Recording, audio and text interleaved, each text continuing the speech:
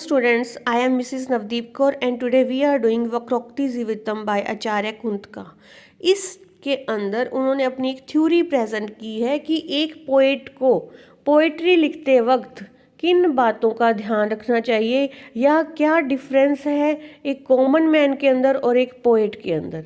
Means अगर जब भी कोई पोएट्री की बात होती है, पोइट्री का मेन मकसद क्या है, रीडर्स की सेंसेस को अपील करना, राइटर जो फील कर रहा है वो रीडर तक पहुंचाना, और उसके लिए वो different type of structure use करता है। हम देखते हैं कि एक सिंगल वर्ड से लेकर जब वो सेंटेंस बनाता है और उसके बाद वो पैराग्राफ्स बनाते हैं और उसके बाद जब वो प्रेजेंटेशन करते हैं पूरी टेक्स्ट की, तो उसके अंदर काफ़ी कुछ वो नोट करते हैं।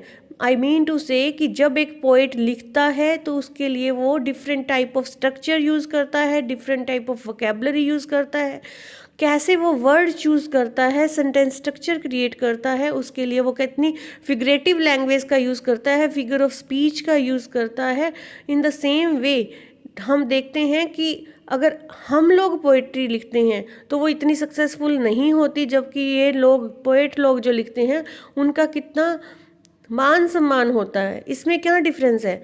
हम भी लिख लेते, आप भी लिख लेते, सभी लिख लेते पोएट्री अगर इतना इजी होता तो।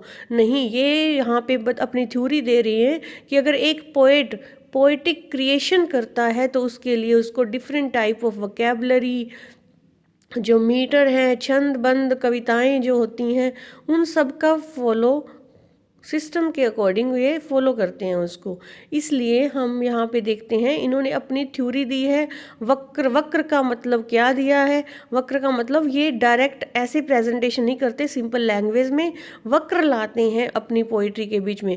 वक्र का मतलब इनडायरेक्ट वे में वो कहते हैं अपनी बात को रीडर तक पहुंचाने के लिए, वो इनडायरेक्टली अपनी बात की प्रेजेंटेशन करते हैं, सिंपल वे में नहीं लिखते। वर्ड सिनोनिम्स यूज़ करते हैं, वर्ड वोकेबलरी ऐसी यूज़ करते हैं जो सिंबॉलिकल मीनिंग होते हैं, लैंग्वेज के अंदर अपनी कुछ खूबियाँ डालते हैं जिसकी वजह से वो पोइट होते हैं। अदरवाइज एक कॉमन मैन की लैंग्वेज में और एक पोइट की लैंग्वेज में क्या फ़र्क हुआ? तो इसके अंदर वो वक्र की बात करते हैं। वक्र का मतलब क्या है कि वो इनडायरेक्ट वे में बात को प्रेजेंट करते हैं, सिंपली वे नहीं डालते, वो अलंकार डालते हैं, रस डालते हैं, ध्वनि की बात होती है, रिदम की बात होती है, टोन की बात होती है, एक्सेंट की बात होती है, वो कैसे अर्थ प्रेजेंट करते हैं। ये सारे इसके अंदर हिंदी वर्ड भी आए हुए हैं, संस्कृत वर्ड भी आए हैं। उनका मेन मकसद क्या है पोइट्री करने के लिए, और जो वो मीनिंग को प्रेजेंट करना चाहते हैं वो सरफेस मीनिंग से जाकर काफ़ी डीप मीनिंग में होता है।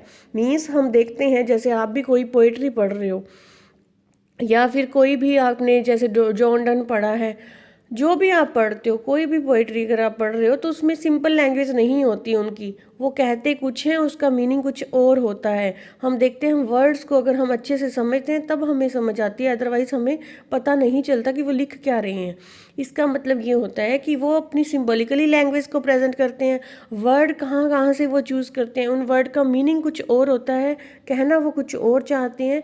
मीन्स उस पोइट्री को लिखने के लिए कितने effective words, vocabulary, sentence formation, ध्वनि, रिंग, राइम, टोन, इन सब की बात की जाती है, तब जाकर वो रीडर को प्लेजर देते हैं, इंटरेस्टिंग बनती है पोइट्री। नो डाउट एक पोइट है वही ये सब कुछ कर सकता है, एक आम इंसान नहीं कर सकता। पोएटिक्स क्या होता है? The art of writing poetry, कि पोइट्री की रचना कैसे की गई, क्या कला है, ये भी एक स्किल होती है, आर्ट होती है राइटिंग करना पोइट्री की। तो इसमें इंडियन पोइटिक्स में हम संस्कृत पोइटिक्स की बात करते हैं, पोइट्री का रीडर के ऊपर क्या इफेक्ट पड़ा, उनकी मेंटल स्टेट पढ़ने के बाद कैसी हुई, उनको टेस्ट कैसे आया, उनकी सेंसेस को वो पोइट्री कैसे अपील करती है, इन सभी बातों का हम ध्यान रखते हैं। और साइंस ऑफ पोइटिक्स में मेरिट एक पोइट्री की बताई जाती है। इंडियन कंटेक्स्ट में हम देखते हैं the literary criticism can be said to have begin from second century. Second century से इसकी शुरुआत भरत मुनि ने की थी। मीन्स भरत मुनि को पायनियर ऑफ लिटरेरी थ्योरीज कहा जाता है, जिन्होंने सबसे पहले थ्योरी दी थी। और last Acharya is said to Pandit Jagannath, जो कि 17th सेंचुरी एडी में इन्होंने अपनी बात को प्रेजेंट किया था थ्योरी के द्वारा। इंडियन एस्थेटिक्स क्या होता है? Aesthetics means the study of beauty, यहाँ पे कौन सी ब्यूटी की बात हो रही है? आर्ट की ब्यूटी की बात हो रही है। कैसे आर्ट को ब्यूटीफुल बनाया जाए, एक पोइट कैसे उसकी रचना करता है जिससे वो ब्यूटीफुल क्रिएशन बन जाए। ये वर्ड जो है एस्थेटिकोस से लिया गया है, which means the sense perception, means हमारी सेंसेस कितनी अपील कर रही हैं पोइट्री को पढ़ने के बाद। मीन एक रीडर क्या फील करता है पोइट्री को पढ़ने के बाद, उसके दिमाग पे क्या असर हो रहा है, वो कैसे इंजॉय कर रहा है अपनी सेंसेस के द्वारा उस पोइट्री को फील कर कर, अनुभव कर कर, समझ कर, कितनी उसको समझ आई है। और बॉमगार्टन जो थे फर्स्ट स्कॉलर थे जिन्होंने एस्थेटिक वर्ड को यूज़ किया था यूरोप के अंदर 1735 के अंदर। He define aesthetics as a science of how things are known by senses, senses के द्वारा हम थिंग्स को कैसे जज करते हैं।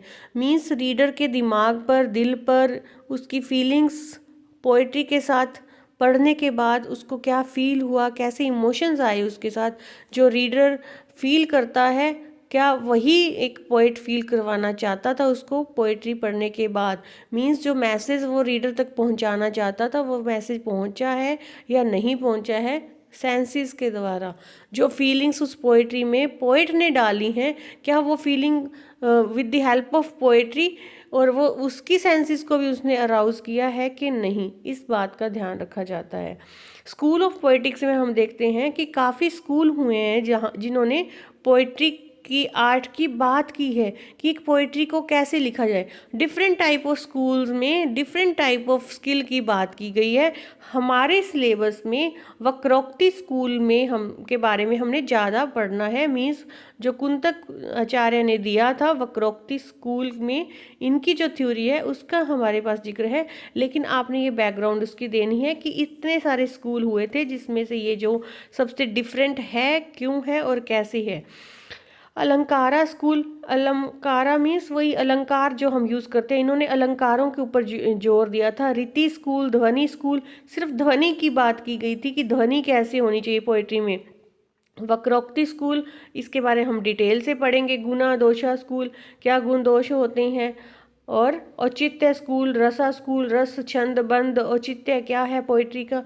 इन सभी ने डिफरेंट टाइप ऑफ थ्योरीज दी हैं और उनसे जो वक्रोक्ति स्कूल है उसकी थ्योरी बिल्कुल टोटली डिफरेंट थी। वो सिर्फ किसी एक एस्पेक्ट पे सिर्फ ध्वनि की बात नहीं करते, वो हर तरह से अपनी थ्योरी के अंदर वर्ड से लेकर सेंटेंस स्ट्रक्चर, पैराग्राफ, सब चीज़ों की बात करते हैं कि कैसे ये रीडर के ऊपर अफेक्ट करती है और एक पोइट को पोइट्री कैसे लिखनी चाहिए। जो मेजर स्कूल से उनके थिंकर्स और उनकी टेक्स्ट दिए हुए हैं, आप अपनी कोट कर सकते हो कि इस स्कूल का जो थिंकर था ये था और उसने इस बुक के द्वारा अपने व्यूज़ को प्रेजेंट किया है। द वक्रोक्ति स्कूल अब क्या है इसके बारे हम देखते हैं। Kuntaka the author of the वक्रोक्तिज्म was the founder of the school, ये ही थे सबसे पहले जिन्होंने वक्रोक्ति स्कूल के जो फाउंडर माने जाते हैं और उन्होंने अपनी थ्योरी प्रेजेंट की। Acharya Kuntaka was a famous politicians and literary theorist from Kashmir, ये कश्मीर से बिलोंग करते हैं। He lived between 950 to 1050 AD. He was a contemporary of Dhananjaya and Rajashekhara. इनके जो कंटेम्प्रेरी पोइट हुए हैं उस टाइम के, धनंजय और राजशेखरा हुए हैं उसी टाइम के, और इनको 950 से 1050 के बीच का माना जाता है। He took the concept of Vakrokti from his predecessor like Bhamaha and Dandin, Bhamaha और दांदिन ने वक्रोक्ति के ऊपर अपने विचार प्रेजेंट किए थे, उन्हीं से इन्होंने ये कंसेप्ट लिया, लेकिन इन्होंने कुछ और अपना ऐड करके क्रिएटिविटी और डाल के इस थ्योरी को प्रेजेंट किया more clearly than Bhama and Dantin. He regards Vakrokti as the essential feature of poetry and the hallmark of all creative literature. इनके हिसाब से जो वक्रोक्ति है वो essential है, ज़रूरी है, फीचर है किसके लिए, क्रिएटिव लिटरेचर के लिए। जब भी कभी हम पोइट्री की क्रिएशन करते हैं लिटरेचर के अंदर तो वक्रोक्ति आना जरूरी है इनके हिसाब से। और वक्रोक्ति का मीनिंग इन्होंने काफ़ी वास्ट लिया है, सिर्फ ध्वनि की बात नहीं की। वक्रोक्ति मीन्स वक्र आना, कुछ टेढ़ापन आना, मीन्स सिंपली बात को प्रेजेंट ना करना, घुमा के अपनी बात को प्रेजेंट करना ही वक्र कहलाता है। जैसे हम देखते हैं कि वक्र का मतलब टेढ़ापन, थोड़ा सा स्ट्रेट नहीं है, टेढ़ा। तो बात को टेढ़ा घुमा फिरा के कहना या फिर अच्छे वर्ड्स यूज़ करके सिंबॉलिकल वे में प्रेजेंट करना। कई बार हम देखते हैं कि हमें उसका डीपर मीनिंग समझ नहीं आता पोइट्री, तभी हमें टफ लगती है क्योंकि वो टेढ़े वे में कहते हैं। और ये वक्रोक्ति स्कूल के अंदर जो कुंतक जी थे उन्होंने यही बात प्रेजेंट की है कि पोइट्री की रचना कैसे की जाए, कि वो थोड़ा घुमा फिरा के प्रेजेंट करें, उसका मीनिंग डीपर हो, वोकैब वो कहाँ से लें और मैक्सिमम फीलिंग्स को एक्सप्रेस कर सकें मिनिमम वर्ड्स में। The word vakrokti is a combination of two words. वक्रा means oblique, crooked और indirect। कुछ मुड़ा हुआ, कुछ टेढ़ा है और कुछ indirect वे में वो बात कर रहे हैं। उक्ति means expression, प्रेजेंटेशन करना अपनी बात को कुछ टेढ़े वे में, मीन्स इनडायरेक्ट वे में। यहाँ पे टेढ़ा मतलब क्या है, इनडायरेक्ट वे में बात को प्रेजेंट करना, सिंपली प्रेजेंट ना करना, कुछ घुमा के बात को प्रेजेंट करना। According to Kuntak, definition of poetry is whatever appeals to a man of taste are good poetry and whatever not is not poetry। अगर उसका good taste आ रहा है तो वो poetry है, appeals कर रही है वो reader को, otherwise वो poetry नहीं है। वक्रोक्ति for Kuntka is a synonym for the principle of beauty and underline all kind of poetic language। means वो जो poet है, पोइट्री की अंदर जो लैंग्वेज यूज़ कर रहा है उसमें कितनी ब्यूटी उसने डाली है, कितनी तरह से उसने अपनी लैंग्वेज को यूज़ किया है, इन बातों की बात की जाती है। He says Vakrokti consist in the delightful use of words. शानदार तरीके से वो वर्ड्स का यूज़ करता है, मीनिंग का यूज़ करता है। He formulates two category word and meaning, word and poetic meaning. सिर्फ वर्ड होता है उसका, सिर्फ सिंपली मीनिंग भी होता है, लेकिन यहाँ पे वो क्या बात कर रहा है, वर्ड के साथ उसका पोइटिक मीनिंग क्या है। पोइट अगर कुछ वर्ड को यूज़ करता है तो उसका डिफरेंट मीनिंग होता है, सरफेस मीनिंग उसका कुछ और होता है, लेकिन डिफरेंट मीनिंग आने से पोइट्री के अंदर उसकी ब्यूटी और बढ़ जाती है। और यही ब्यूटी बढ़ाने की बात तो कुंतक कर रहे हैं कि अगर एक राइटर है, पोइट है, वो किस वर्ड को चूज़ कर रहा है, ये उसको सोच समझ के चूज़ करना चाहिए कि इसका इम्प्रेशन कितना अच्छा जाएगा। एक एक वर्ड को चूज़ करने के लिए उसके अंदर अपनी बात को प्रेजेंट करने का कोई पोइटिक मीनिंग होना चाहिए। Salient feature of Kuntaka's theory के फीचर्स क्या हैं जो उन्होंने थ्योरी दी है। Obliquity is the essential factor in the poetry. Poetry के अंदर जो टेढ़ापन है, कुछ यूनिकनेस है, कुछ इनडायरेक्ट वे है, वो इसका मेन फीचर है। It is striking mode of speech, बात कहने का, प्रेजेंटेशन करने का एक शानदार वे है। It depends on the individual power of the poet, और ये एक पोइट की पावर पे डिपेंड करता है कि वो कितना अच्छे से उसको यूज़ कर रहा है। हर कोई वो यूज़ नहीं कर सकता, मीन्स ये एक पोइट की स्किल होती है, कितने शानदार तरीके से वह वर्ड वोकैबुलरी को चूज़ कर रहा है, हर इंसान नहीं कर सकता। इट क्रिएट्स गुड डिलाइट, इससे शानदार इफेक्ट क्रिएट होता है पोइट्री के अंदर।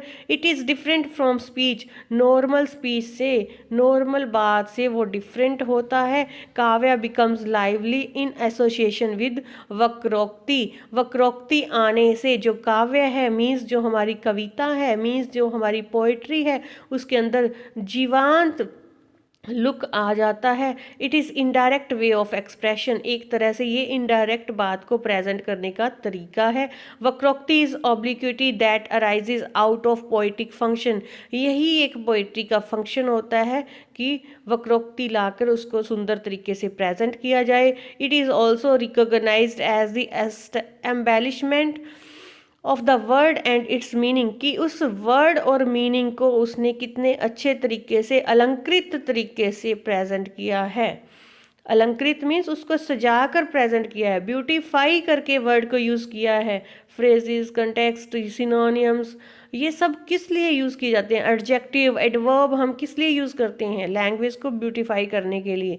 वक्रोक्ति and poetry are associated with each other and are inseparable, इनको अलग नहीं किया जा सकता, वक्रोक्ति को और पोइट्री को।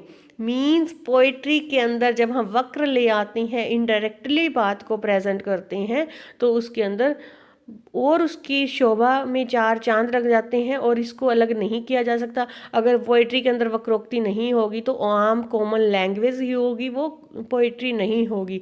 मीन्स जैसे हम हिंदी में पढ़ते हैं कि अलंकारों का यूज़ किया जाता है, अलंकारों के साथ साथ हम देखते हैं कि कितनी तरह के छंद बंद ये जो भी कुछ यूज़ किया जाता है ये इसके फीचर्स होते हैं। और हर पोइट की ये क्वालिटी होती है कि वो इसको कैसे हैंडल कर रहा है, पोइट्री के अंदर किन वर्ड्स का चूज़ कैसे करेगा एक पोइट, और कैसे उससे उसकी जो पोइट्री की है वो ब्यूटी और बढ़ जाती है। अंटिन ने कहा कि जो वक्रोक्ति है वो स्वाभाविकती है।